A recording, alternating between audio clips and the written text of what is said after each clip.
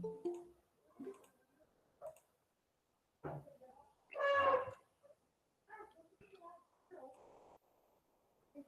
eu botar este outro aqui.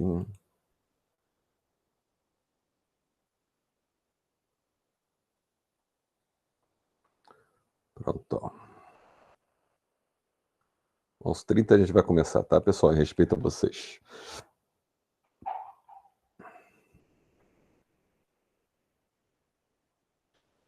Bom, vamos lá. Agora, para variar, chega um monte.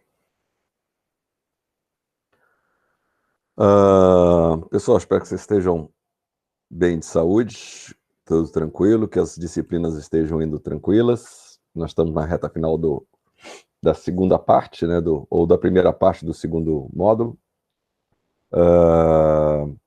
Vamos tocar ficha. Hoje é a última teoria desse ano. É uma teoria bem simplesinha, bem fácil de entender. Ela, por sua vez, vai ensejar um vídeo bem mais tranquilo de fazer, em termos de criatividade, porque ele lida com conflito, mas a gente vai ver isso já já ao longo da aula. Só lembrando do e-mail que eu mandei para vocês hoje de manhã, nós temos atividades para serem feitas. Tem essa da teoria da teoria da burocracia, e vai ter até a teoria da estruturalista. Teoria da burocracia até dia 14, a outra até dia 19, que é essa da estruturalista. E os que estão me devendo da RH, por favor, me mandem da RH também. Vamos lá. O que é a tal da teoria estruturalista? Como diz o nome, é uma teoria baseada na estrutura da organização, tá? E por que ela é fácil de entender? Porque vocês já certamente ouviram falar e já estudaram na escola, nós tivemos uma Segunda Grande Guerra que mudou completamente a forma como o ser humano trabalhava. A Segunda Guerra fez com que os países, principalmente os mais desenvolvidos, focassem toda a sua força, toda a sua energia na produção de armas. Então, fábrica de batom virou fábrica de bala para fuzil, fábricas de carro viraram fábricas de tanques e jipes, e por aí vai, tá? E isso causou uma verdadeira ebulição também na forma como as pessoas consumiam. Havia um esforço de guerra, e quem gosta de história e gosta de filmes de guerra e filmes de história, vai ver que foi feita uma campanha muito intensa, tanto nos países europeus quanto na América do Norte, para as pessoas, consumidor comum, eu, vocês, doarem o que pudessem para os esforços de guerra, assim que eles chamavam. Então as pessoas doavam anel, doavam pequenas joias, tudo para permitir juntar dinheiro para comprar mais arma, tá? Isso fez com que muita gente não pudesse consumir nada durante esses anos. Por quê? Porque o pouco dinheiro que tinha era para comprar alimento ou para doar para o esforço de guerra. E aí, terminada a guerra, as pessoas foram com muita febre ao consumo, porque ficaram muitos anos. É o que mais ou menos vocês vão ver que vai acontecer na segunda metade de 2021 ou quando as vacinas estiverem maciçamente aplicadas aqui na população. Muita gente vai para o consumo. Eles vão dizer, eu mereço, fiquei tanto tempo trancado em casa, eu vou consumir. E é natural que isso aconteça. Nós somos humanos, nós precisamos nos afagar, nos acarinhar, né? E ir às compras é uma fonte de escape, né? Quem não, aqui nesta turma, ainda que pequena, representada até agora por 12 pessoas, já não foi num shopping comprar alguma coisa porque estava magoado com alguma coisa. Quem não? Duvido, eu dó. E assim foi a turma daquela época, tá? Então, em 1950, finalmente se entendeu que tudo afeta tudo. Então, o ambiente externo afeta a forma como as organizações estão postas e as relações entre as organizações também. Lembre-se que nas teorias anteriores isso não existia, né? O que acontecia fora da empresa ficava fora da empresa. Agora não. O que acontece fora da empresa também afeta a empresa e também afeta as pessoas. Eu não sei se vocês sabem, existem alguns sites que só trazem notícias reais, mas só notícias positivas. São pessoas que desistiram de ler os jornais de uma forma normal, usual, porque acaba deprimindo. E para isso, tem gente que pesca só as notícias positivas dessas fontes, que são fidedignas, que são verdadeiras, e bota só coisas boas. Isso é uma forma de encarar a vida e também é uma forma de se enganar, né? Porque a vida continua malvada aí fora, e em algum momento ela vai te afetar. Então, não saber não quer dizer que ela deixa de existir, não é uma varinha de condão, plim, agora só existe coisa boa. Isso não existe, né? Não existe só pessoas boas e não existem só coisas boas, né? Para vocês terem uma ideia, ontem voltando do Rio, saindo de Copacabana para o aeroporto, nós fomos pegar a linha vermelha, no determinado ponto da linha vermelha, a gente teve que dar marcha ré em plena linha vermelha, porque tinha tiroteio. Não saiu no jornal. Eu estou contando para vocês, tá? Não saiu nem na televisão. Deve ser um fato tão comum lá que as pessoas já nem mais publicam. Mas o fato é que um ônibus deu ré. Imagina o que é um ônibus dar ré numa descida. Todos os carros, inclusive o nosso, felizmente o nosso era um dos primeiros, deu ré, porque logo na frente tinha tiro. Então, eu fingir que não tem tiro e dizer que o mundo é uma maravilha, não vai me livrar dos tiros, certo? Mas é uma postura de cada um em relação ao que nos cerca. Bom, dito isso, essa teoria passou a explicar, então, que as organizações se relacionam entre elas, essas relações afetam umas às outras, e tudo que ocorre fora delas e destas relações também as afeta. Se algum de vocês mora em edifício, vocês sabem muito bem o barulho que o vizinho faz do lado, afeta vocês, e o barulho que vocês fazem afeta o vizinho. Se alguém faz uma festa e ele se considerava muito teu amigo e não te convida, isso te afeta. Se o edifício do lado faz barulho, afeta todos vocês, e assim por diante, ou seja, tudo afeta tudo. Só que antes não se aceitava isso. Se dizia que tudo que acontecia dentro de casa ficava em casa e tudo que acontecia na empresa ficava na empresa. Hoje a gente sabe que se algum colega nos maltratar lá onde a gente está, quando a gente chegar em casa, a gente vai chegar entristecido e as pessoas vão perceber que o inverso é verdadeiro, né? Então, como as organizações todas se relacionam com todas, passou a se preocupar muito com duas coisas. Não só a parte de recursos físicos, e isso significa máquinas e matérias-primas, mas também com as pessoas. E era preciso levá-las para a busca de objetivos. É a primeira vez que se fala isso na teoria organizacional, em que não posso só buscar o objetivo do meu setor, mas eu tenho que buscar o objetivo da organização como um todo. E isso é uma coisa que se bate muito hoje em dia. Você sabe o que quer a tua organização? Você sabe onde ela quer chegar? Vou dar o exemplo de hoje, tá? Está um protesto enorme no Google, ao redor do mundo, porque... Pode ir, amor, tranquilo. Porque em um determinado momento, uma cientista negra, cujo trabalho lá era se preocupar com as relações sociais e a inserção de negros dentro da pesquisa, mostrou a sua preocupação com o andamento de uma estratégia do Google, onde o negro estava sendo eliminado. E esse e-mail, vindo de uma gerente, pegou mal na área da direção, que resolveu demiti-la. Imediatamente, ela publicou nas redes sociais o que havia acontecido, e 1.400 funcionários do Google rapidamente fizeram um abaixo-assinado dizendo que ela tinha que ser recontratada e que o motivo para o desligamento dela não tinha nada de lógico para uma empresa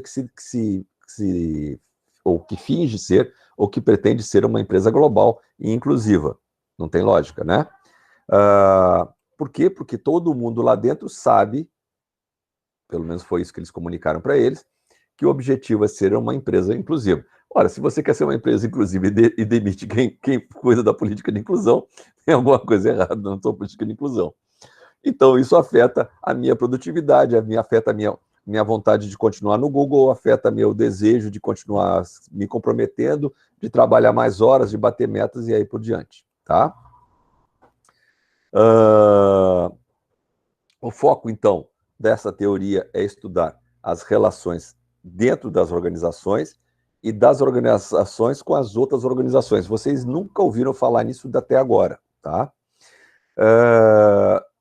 Primeira vez também que se fala que as organizações são complexas. Esse termo complexo parece fácil, mas na verdade ele é complicado. Vamos lá, o Instituto Federal é uma instituição de ensino de educação absolutamente complexo. Nós temos pessoas, só na parte de professores, de conhecimentos completamente distintos, com focos de pesquisa completamente distintos, com interesses e valores completamente distintos, que dão aula para pessoas completamente distintas, que vieram de famílias completamente distintas. É fácil essa relação? Não é mesmo. Pega essas APNPs aqui. Tem aluno que está conseguindo se organizar e conseguido botar a vida em dia, e tem alunos que, por motivos diversos, não é que seja questão de preguiça, às vezes até apoio familiar, não está conseguindo. Ou veio de uma escola onde a organização não era tão importante e aqui está pegando e é importante. Puxa, mas o que isso me afeta se eu estou fazendo tudo certinho?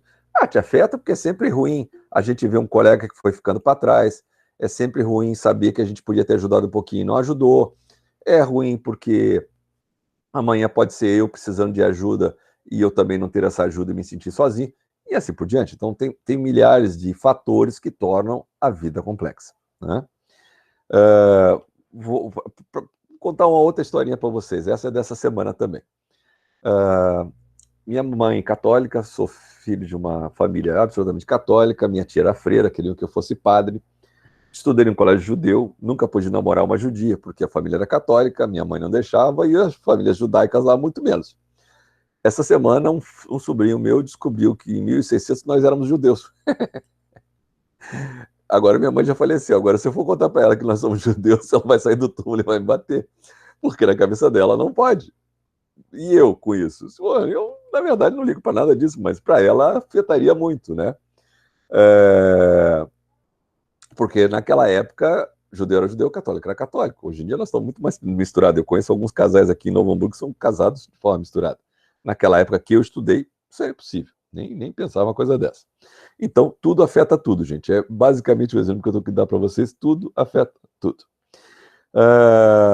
Uma outra característica dessa organização, que enquanto lá nós tivemos o homem organizacional, o homo econômicos lá na Taylor e Fayol, quando nós tivemos o homem social na teoria das relações humanas, aqui nós temos o homem organizacional. O que quer dizer isso? Esse homem está em diversas organizações de forma simultânea. Ele pode ser o pastor na igreja e pode ser um funcionário da empresa. Puxa, e daí? E daí que se por acaso naquela igreja onde ele é pastor tiver outros funcionários da mesma empresa, naquela empresa ele não é o chefe, mas ele é o líder espiritual daqueles outros funcionários. Quem você acha que eles vão ouvir? O líder espiritual deles ou o chefe direto deles, hierárquico mesmo, aquele que está no crachá? Eles sempre vão perguntar para o líder religioso, que é quem eles confiam cegamente, e não num líder que lhes foi imposto pela organização. Então, isto afeta, né? E aí, como ele desempenha vários papéis em cada organização, ele tem diferentes tipos de poder em cada organização. A gente tem gente, ficou horroroso. Nas organizações existem pessoas com graus de poderes distintos e que desempenham papéis completamente distintos em outras tantas organizações. E eu vou citar um exemplo aqui de uma pessoa que eu admiro demais. Ele é gari, e apesar de ganhar muito pouco, ele está feliz porque tem emprego. E estando feliz porque tem emprego, uma das preocupações dele é ajudar quem não tem coisa alguma. Então ele tem pouco, e o pouco que ele dá, ele divide. E como ele sabe que o pouco que ele tem, que ele divide é pouco, ele corre atrás de mais coisa para ajudar outras tantas pessoas. Puxa, o que eu quero dizer, de novo, com isso? Que esse camarada cumpre um papel subalterno em termos de sociedade, que é uma função bastante simples, que não precisa de preparação intelectual para isso, você não precisa fazer uma escola para isso, você pode entrar numa cooperativa e virar gari. E de outro lado, ele exerce um papel crucial na comunidade onde ele vive, porque se não é ele, muita gente passa fome, né? E ali ele é visto como um grande líder. Olha só que coisa mais maluca, né? Ou como um exemplo a ser seguido. Também nela se aceita, e isso é uma continuidade lá da teoria das relações humanas, que existem organizações formais e informais. A formal, aquela com organograma, onde a gente sabe quem manda em quem, e a informal, que é aquela que a gente trabalha por similaridade de ideias, por similaridade de crenças, ou pela atividade comum que a gente faz, ou pela proximidade da casa onde a gente mora, que a gente acaba criando relações e cria uma organização informal. Outra coisa extremamente importante que ela também fala, e também ela tirou isso das relações humanas, é que existem recompensas materiais e sociais. As materiais é grana mesmo, né? E as sociais é o fato de eu ser percebido de uma forma diferente que os demais, quando os demais me admiram, né? Sabendo disso, as pessoas, então, procuram, se elas não conseguem, numa organização, a exercer um determinado papel, elas tratam de exercer um outro que elas possam influenciar outras pessoas. Naquela época da abordagem da teoria estruturalista, as organizações eram divididas em 3 níveis. Pela primeira vez também se criou esse tipo de nível. Lá com o Fayol, vocês tiveram aquela ideia de organograma, e essa teoria estruturalista pegou e dividiu esse organograma institucional, gerencial e técnico. Vocês vão ver mais adiante que hoje em dia se fala em nível estratégico, tático e operacional. Foi inspirado aqui. Essa história de nível estratégico, que é o institucional, o tático, que é o gerencial, e o operacional, que é o técnico, a gente vai ver o ano que vem na administração por objetivos, teoria neoclássica, que aí eles tratam dessa mesma divisão, mas dão nomes diferentes. Poxa, Sérgio, mas não podiam ter mantido o mesmo nome? Podiam. Mas então por que mudaram? Vaidades, pessoal, vaidades. Para mostrar que a teoria é minha, eu mudo o nome de uma coisa que já foi dita por outra, tá? E aí eu começo a publicar sem parar sobre aquilo, os outros que publicaram sobre aquilo já morreram, não pode mais publicar, então agora o novo nome é esse que eu coloquei. Basicamente é isso. Mas vocês vão ver lá adiante, no ano que vem, que essa piramidezinha é igualzinha. Lá em cima está o presidente e o diretor da empresa, os diretores da empresa. No nível gerencial estão lá gerente de marketing, gerente de RH, gerente de comercial e por aí para frente. E no nível técnico, supervisores, coordenadores e todo mundo que está na linha de frente, ou produzindo alguma coisa ou atendendo alguém. Eu, por exemplo, sou nível técnico, eu sou um professor. O coordenador de ensino está aqui no nível gerencial, junto com o coordenador de ensino e mais o coordenador de quê, meu Deus do céu? E diretor de ensino. No nível institucional, está o reitor, os pró-reitores e os diretores de campus.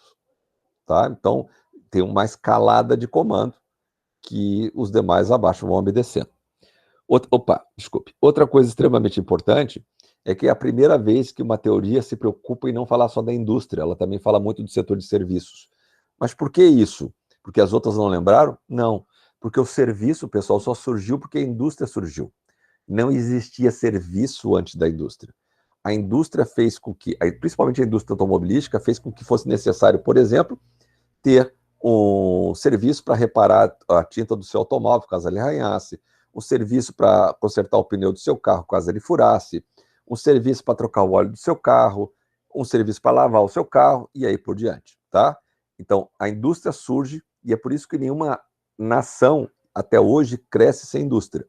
O estado do Rio Grande do Sul é pobre porque ele é pobre de indústrias. Basicamente, elas estão localizadas na Serra Gaúcha.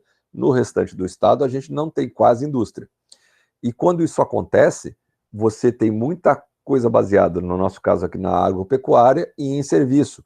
E como o serviço não gera emprego, mas não gera tanta riqueza quanto a indústria, a gente acaba virando um estado pobre. Como é que a gente faz para virar um estado rico? Atraindo mais indústrias. Tá? É o que Santa Catarina fez, e é por isso que Santa Catarina, que durante anos ficou abaixo do Rio Grande do Sul, hoje está acima em termos de riqueza no país. É bom que vocês se deem conta dessas coisas, tá, pessoal? Para vocês pensarem no futuro de vocês, para onde vocês querem ir, que tipo de atividade vocês querem fazer.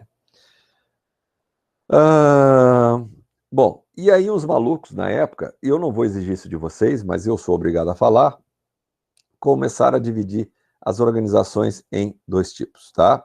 Existia a tipologia de Etzioni. Etzioni é um pesquisador cujo nome vocês vão ouvir muitas vezes, não necessariamente aqui, mas se alguém for fazer administração, psicologia, sociologia e tal, vai ouvir falar desse camarada, em que eles dividiam... Desculpe, pessoal. Em organizações coercitivas, aquelas que punem, as normativas que criam normas. Então, na coercitiva, como exemplo, nós temos a prisão. Nas normativas que criam normas de vida, de forma de se conduzir, que são as igrejas, e as utilitárias. Utilitárias significa utilidade. Ser utilitarista significa que tudo tem que ter uma finalidade prática e objetiva.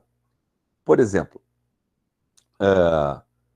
eu não vou fazer trabalho de caridade porque os pobres que se virem. O cara só é pobre porque não quis trabalhar, porque é preguiçoso. Se ele está com fome, ele ele que corra atrás e vá trabalhar. Isso é a teoria utilitarista. A teoria não utilitarista é aquela que diz que, puxa, o cara é pobre, muito provavelmente ele é pobre porque não teve as condições iniciais lá na sua vida para mudar a condição da sua vida de pobreza para um nível de não pobreza. E como é que se atinge um nível de não pobreza? Tendo acesso à educação, porque a educação te dá conhecimento e o conhecimento te dá a possibilidade de fazer coisas que te gerem riquezas. Entende? São duas vertentes. Então, ser utilitarista é ser calculativo, e é o que as empresas são. As empresas privadas, elas são utilitaristas. Elas querem o teu trabalho e em troca do teu trabalho eles te dão grana. Se você não trabalha, você não rende, você deixa de ser meu empregado. Vai ser empregado de um outro lugar, não no meu. É simples assim. Ah, mas eu sempre trabalhei bem e agora eu caio de produtividade. Tá, se você não aumentar logo de produtividade, pela teoria utilitarista, você será eliminado. E é isso que de fato acontece nas empresas. É triste, mas é assim que rola.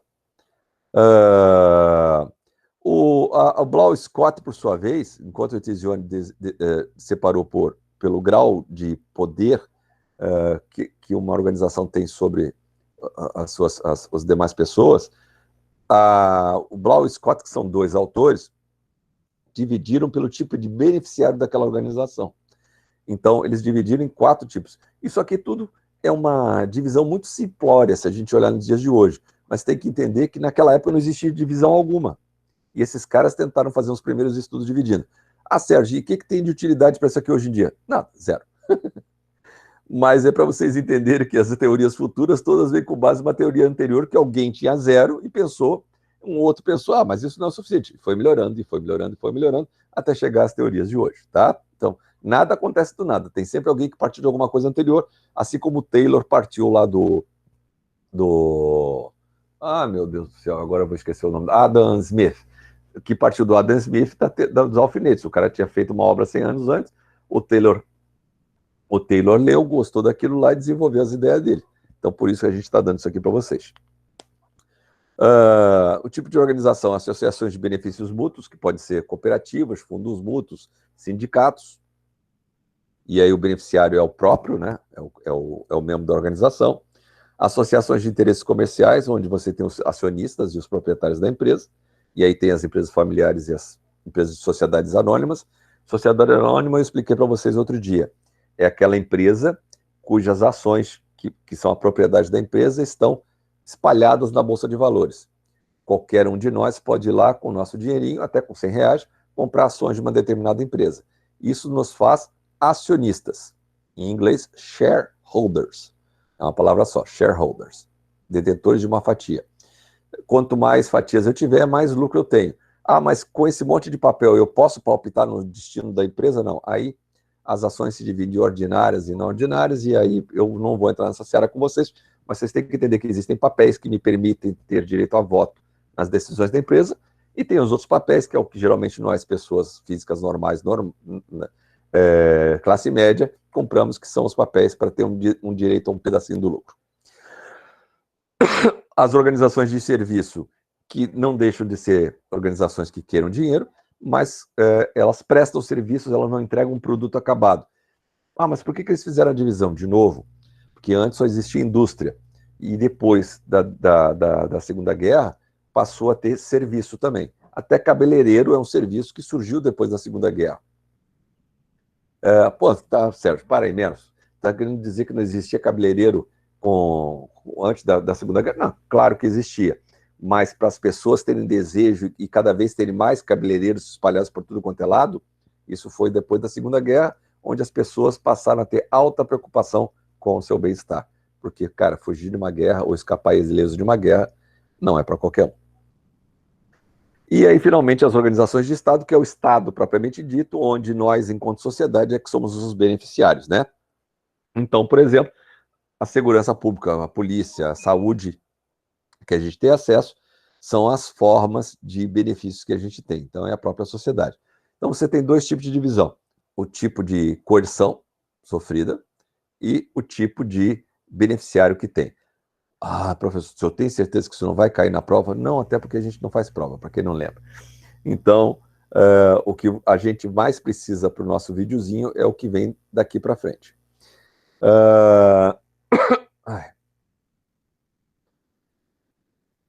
Como é que eu faço num mundo que muda o tempo todo, que está sujeito à guerra, a me manter vivo?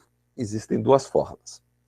Ou eu aperto o meu botãozinho de vou ficar vivo, é o botãozinho de sobrevivência, onde eu vou fazer só o basicão para continuar com o nariz fora da água, ou eu faço algo a mais, eu aprendo a nadar para deixar os outros se afogando e o tubarão comer e eu sair dali vivo, tá? Que é um modelo de eficiência. Quando uma organização entende que só ficar com o nariz fora d'água não é o suficiente, que ela precisa inovar, inovar, inovar, ela entra no modelo de eficiência. Tá, ok, muito bonito. E como é que eu faço para inovar, inovar, inovar? Bom, aí vem aquele quadrinho de estratégia lá embaixo. Ora, eu tenho uma situação, eu planejei chegar aqui nessa outra situação. Daqui para cá, eu fiz um plano bonito que se tudo der certo, eu vou conseguir. Só que nesse meio tempo acabou o meu dinheiro. Eu tenho que traçar uma nova estratégia. No caso de vocês, vocês querem terminar o primeiro ano, passando em tudo, não ficando em recuperação em nada. Então, vocês têm o objetivo de chegar aqui no final do primeiro ano. Legal. Só que aí, nesse meio tempo, entra um ladrão na minha casa e rouba todos os aparelhos que dão acesso à internet. Quer dizer que aquela vida tranquila, que eu tinha planejado, que estava dando certo até agora, foi para o beleléu. Eu tenho que mudar de estratégia, não tenho? Então, uma das possibilidades é, eu vou na casa de um parente, ou eu arranjo um aparelho para substituir aquele que eu estudava, ou eu vou para uma biblioteca aqui próxima e vou estudar lá, porque lá tem um computador da biblioteca, eu vou ter que traçar uma outra forma de chegar lá. Aquilo de estudar todo dia em casa, de repente não vai ser mais. E é isso que as organizações passaram a entender. Não adianta você criar uma estratégia e achar que ela vai ser a mesma até o final, porque pode ser que não dê certo, não dê certo. Se alguém aqui estiver querendo aprender inglês, bom, que forma que eu posso fazer inglês, aprender inglês? Eu tenho uma aula uma vez por semana. Não vai aprender. Vai passar no final de 6 meses e vai descobrir que aprendeu um pouquinho mais que tinha aprendido 6 meses antes. Puxa, professor, o senhor é um corta-tesão. Como é que eu faço então? Bom, eu quero aprender inglês, eu tenho que estudar mais que uma vez por semana. O ideal é estudar pelo menos 3 vezes por semana inglês. E fazer exercício. É o suficiente? Daqui a 6 meses eu vou saber mais do que aquele outro. Mas eu quero muito, muito aprender mais inglês. Só aquilo lá de inglês não é o suficiente. Eu quero mais. Daqui a 6 meses eu vou ter uma viagem para Los Angeles, eu vou ficar na Califórnia. Legal. E eu quero lá falar um basicão de inglês para não passar fome, para poder conseguir um emprego. Poxa, então, você, além de estudar mais do que 3 vezes na semana, de fazer vários exercícios, a outra dica que eu dou é veja filmes. De preferência aqueles sitcoms, aquele situations comedy, é disso que vem o nome sitcom. Situation comedy são aqueles Friends da vida, The Big Bang Theory e outros tantos. Vocês devem ter os preferidos de vocês, onde eu vou procurar ouvir em inglês sem ler a legenda. E o ideal é que eu veja muitas vezes, porque o meu ouvido vai se acostumar com o inglês. No começo eu provavelmente não vou entender nada, eu vou querer dar uma olhadinha na legenda. Da segunda vez eu já vou ter entendido um pouquinho mais. Da terceira eu não vou entender 100% da frase, ou todas as palavras daquela frase, mas eu vou entender o contexto do cara. Puxa, estou começando a aprender. Eu aprendi, na época que eu estudei inglês, não existia nada desse recurso que vocês têm hoje, ouvindo músicas de Frank Sinatra. Frank Sinatra é um cantor que talvez a maioria de vocês nem nunca tenha ouvido falar, mas cujo inglês é perfeito. Todas as palavras da música são pronunciadas. Não é como esses malucos que cantam aí hoje em dia, que fazem as palavras ficarem desse tamaninho, porque eles têm tanta gíria no meio que você não sabe o que ele está cantando. Aí você tem que ler a letra para entender, é isso que ele dizia. Ou então ele dá uma rima diferente na palavra que a gente não consegue compreender o que ele estava falando. Hoje vocês têm essas possibilidades de vídeos, tá? Bom, então o que você está querendo me dizer com isso? Que a gente precisa inovar sempre a nossa forma de fazer as coisas, porque senão aquela forma que eu faço, se mais alguém fizer igual, vai inovar igual. Se inovar igual, nós vamos ter o mesmo resultado. Se eu quero estar por cima dos outros, se eu quero me sobressair, eu tenho que fazer diferente. E aí vem o nosso derradeiro. De que forma eu posso fazer isso? Bom, teoria estruturalista diz que eu posso simplesmente competir. ter rivalidade uns com os outros. Eu posso fazer uma negociação, cara, nem tanto para ti, nem tanto para mim. Eu não tenho acesso a todos os vídeos que você tem, mas você também não tem acesso a todos os exercícios que eu tenho. Vamos fazer uma troca? Você me dá exercício, eu te dou vídeos. Coopção ou cooptação? Cooptação é uma baita sacanagem, tá? É quando eu pego alguém de uma outra organização e trago ele para o meu lado. Eu convenço de que é importante você me auxiliar nesse negócio para o teu próprio bem, inclusive para o teu crescimento. Então, eu posso roubar você da outra empresa, ou eu posso te subornar, ou eu posso te contar umas mentirinhas que você vai acreditar. Em suma, eu consigo o conhecimento de outra pessoa que não pertence à minha organização. E a outra possibilidade, que é a mais legal de todas, é coalizão.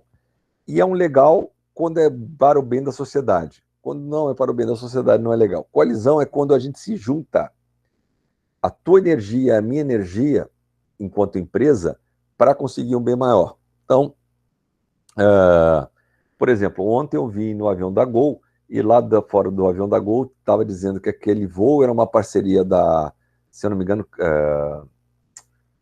meu Deus do céu, da Air France e de mais alguma empresa. Eram duas empresas europeias que faziam parceria. O que quer dizer com isso? Que em vez da Air France botar um avião dela para voar do Rio para Porto Alegre, os passageiros vêm da França com ela, quando descem no Rio, eles sobem no avião da Gol e a Gol os leva para lá. Aquela passagem é rachada, um pedaço para a Gol, que obviamente vai ter um pedaço maior, porque ela está gastando avião, está gastando tripulação, está gastando combustível, está gastando taxa, está gastando seguros e tal, e um outro pedaço para a Air France, que vai ser menor, porque ela não está gastando nada do que eu falei, mas também não pode deixar de receber, porque ela ajudou a vender mais um lugar naquele avião da Gol. Entenderam? A coalizão é boa quando é para o benefício da sociedade, porque você abaixa o custo das coisas. Quando é que ela é ruim? Quando é a coalizão do mal. Aqui no Brasil nós temos um exemplo de coalizão do mal. Só existem duas fábricas de cimento no Brasil, ainda que elas tenham vários nomes, só existem dois donos. É que nem as tuas empresas aí de transporte em Canoas. Tem dois nomes diferentes, mas um dono só. Isso é sacanagem, porque não tem competição. Se só tem duas empresas de cimento, não tem competição. Tá? Então, coalizão é bom quando é para ajudar a sociedade, não o contrário. Tá, ok. E daí? Onde que cai o nosso vídeo nessa história? O nosso vídeo nessa história cai na parte do conflito. Essa é a primeira teoria, todas as demais não gostavam da ideia do conflito, essa é a primeira teoria que diz que conflito é uma boa. Conflito é uma boa? É o conflito respeitoso, aquele que a gente não concorda necessariamente com a ideia do outro e começa a discutir até chegar a um ponto em comum, onde eu não estou falando daquele do eu sou Inter e você é Grêmio e os dois se detestam porque cada um do seu time é maravilhoso. Não, é aquela que, puxa, o futebol do Rio Grande do Sul cresceria mais se tivéssemos um estádio só. Ah, você acha isso mesmo, Sérgio? Sim, repare vocês, por exemplo, que nós nunca temos um jogo do Grêmio e do Inter no mesmo dia, não é verdade? Bom, se nós nunca temos um jogo do Grêmio e do Inter no mesmo dia, para que dois estádios? Puxa, Sérgio, eu não tinha pensado nisso. Ah, mas é tão importante a gente ter um estádio para chamar de nosso. Por quê? Não era muito mais importante ter um centro de treinamento cheio de jogador bom pra caramba lá, para a gente gritar a favor deles lá num estádio comum dos dois, que os dois vão bancar as despesas desse estádio, do que ter um estádio que fica sendo usado uma vez por semana e nos outros 6 dias da semana ele é usado para nada com um custo imenso? Puxa mesmo. Você está querendo dizer que esse dinheiro que eu estou gastando para manter o estádio, para construir o estádio, eu poderia estar aplicando em jogadores? Isso! Ah, então não é tão ruim ter só um estádio. Entenderam? Isso é o conflito que gera inovação. Isso tudo que eu estou falando para vocês é o que eu penso mesmo, tá? Ter dois estádios numa cidade desse tamanho para ser usado uma vez por semana, como administrador, para mim isso é de uma burrice do tamanho de um bonde, tá? Para, menos, Sérgio. Está querendo dizer então que o Flamengo lá no Rio não tem o seu estádio? Não, não tem. Ele usa o Maracanã. Puxa, quer dizer que o Fluminense... ele até tem, o estádio é muito antigo, mas ele evita ter jogo lá porque o acesso é muito ruim, ele usa o Maracanã. O Vasco tem o estádio dele, mas ele evita jogar lá só quando precisa muito, porque em volta é uma favela enorme, que aliás eu passei por dentro dela ontem, e muita gente não gosta de ir porque tem medo. Aí o Botafogo, esse já não tem estádio há muito tempo. Entenderam? Quando a gente senta a bunda para pensar e discute de uma forma respeitosa, as coisas vão gerar inovação. Lembra que eu conversei com vocês sobre o carro elétrico na semana passada? Que o carro elétrico foi uma grande jogada, mas o pessoal se esqueceu dos cegos, que era importante ter barulho. Para o surdo não vai adiantar nada, o surdo é surdo, né? Mas o surdo não é necessariamente cego, então ele vai ver o carro chegando. Agora, o cego não, o cego depende de barulho para se orientar. Então, os caras vão ter que inserir barulho num carro que não era para ter barulho. Mas quando é que surgiu essa dúvida? Justamente num conflito entre pessoas que disseram, acho que nós estamos esquecendo de alguma coisa. E aí, a ideia do vídeo de vocês é, temos um dilema, temos alguma coisa que nós não concordamos, vamos discutir respeitosamente, e pode ser vocês com os espelhos de vocês, pode ser vocês usando os pobres dos pais de vocês, que vocês amam usar, ou as mães, que eu também já vi em alguns, ou os pobres dos primos, irmãos menores, ou qualquer um, mas em suma, até vocês com vocês mesmos, que é outra coisa que vocês fazem, que eu não sei como é que vocês fazem, mas fazem. Em que eu tenho um determinado problema, e cada um vai pensar num problema diferente, não vou dar dicas aqui, se virem, e a gente vai, não, eu não concordo contigo, não, tem que ser assim, não, peraí, tem que ser assado, não, peraí, não tinha pensado nisso, mas peraí, e se a gente colocar até gerar uma inovação? Essa pequena discussãozinha, no máximo um minuto e meio, não precisa mais do que isso. Tranquilos? Viram que não é difícil, tá?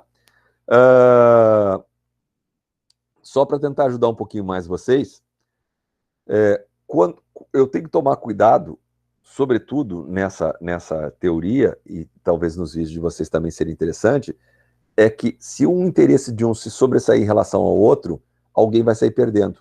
E essa aqui não é uma história de perder, é uma história de ganhar. É uma história que o conflito redunda em cooperação, onde em vez da gente tentar derrubar o outro, a gente acaba cooperando para gerar uma solução melhor ali na frente. É a grande sacada dessa teoria. Tá? O que mais que eu posso dizer para vocês daqui?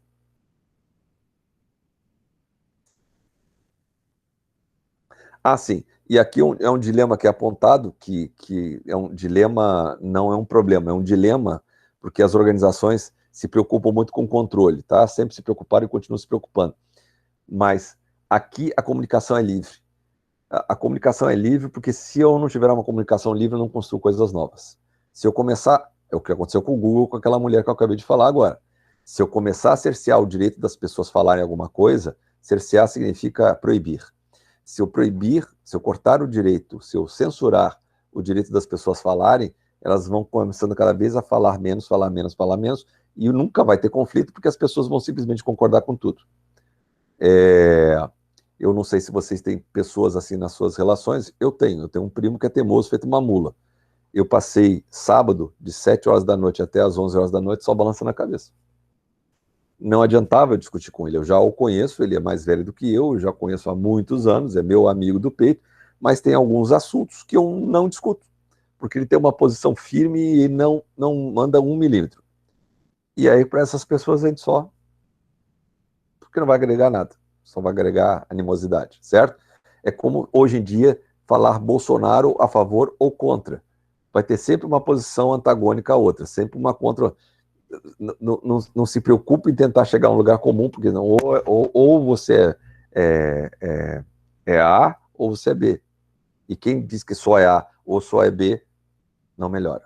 Por isso que os radicais não são bons, tá, pessoal? Quando você tem uma pessoa muito radical numa posição, ela não é uma pessoa boa para se ter do lado.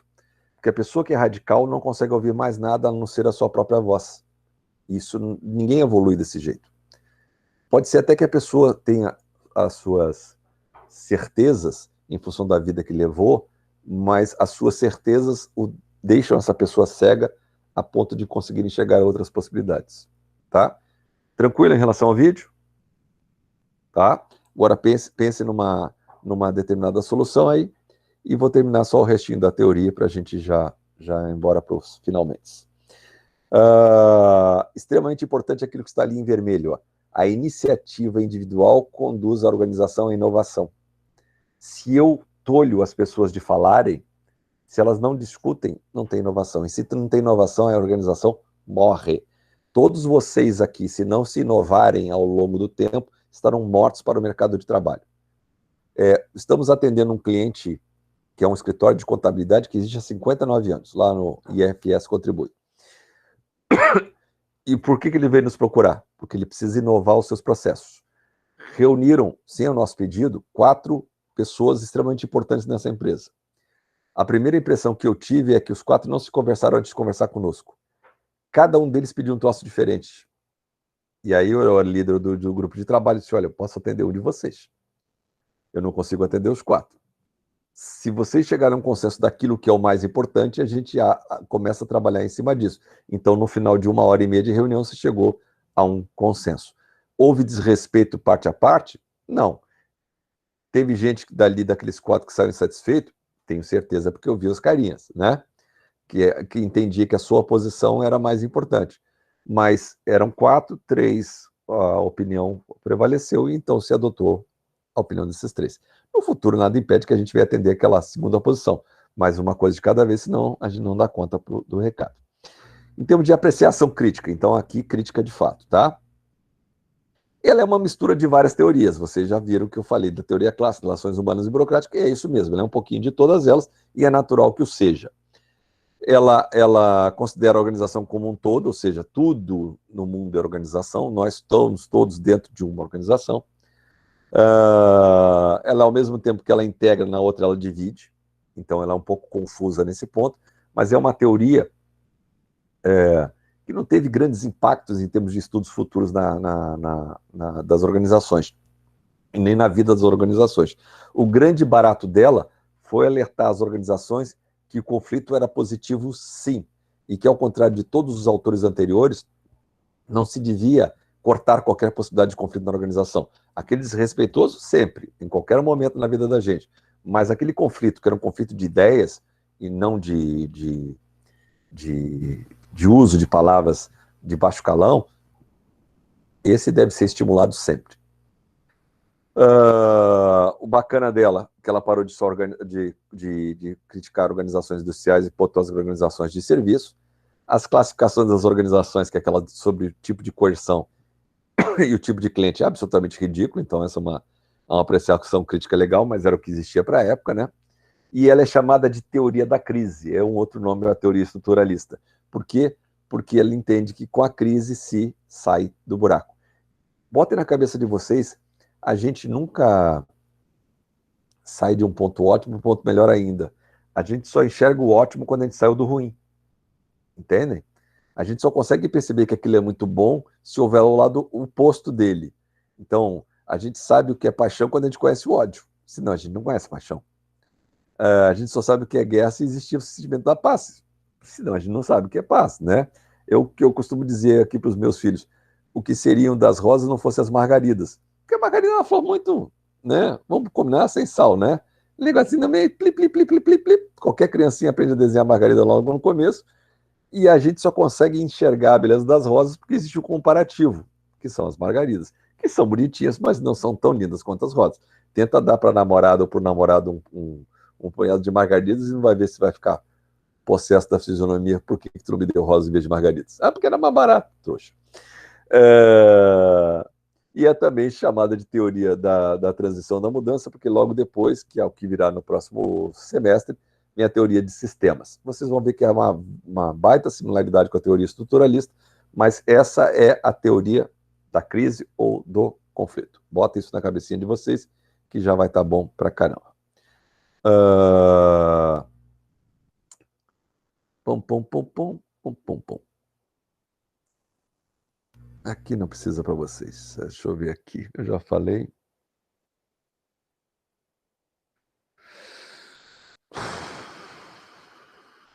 Também já falei.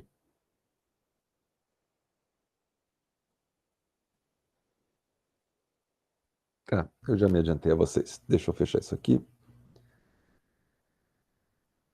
e abrir aqui para ver vocês. Pronto, melhor. Meninos e meninas, alguma dúvida em relação ao que eu falei? Tudo tranquilo? Tudo tranquilo? O resto calou, consentiu. Só a Ana falou para mim que sim. Ela mexeu a cabeça.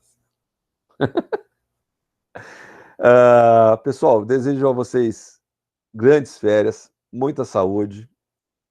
Rezo para que as coisas voltam ao normal mais rápido, mas eu acho que ainda vai demorar um bocado, porque os tigrões ali não decidiram ainda nada sobre a vacina, muito menos quantas serão e quem será os favorecidos, quem serão os favorecidos.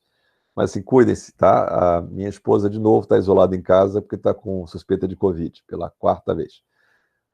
Fui para o Rio, porrão de gente com Covid, muita gente com Covid, os hospitais estão lotados também. A minha cirurgia, que seria quarta-feira, foi cancelada, porque Novo Hamburgo lotou os hospitais, não tem mais espaço para mim operar.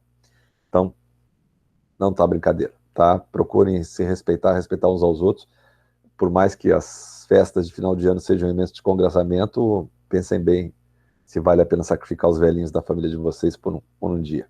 Nada que não possa esperar, tá bom?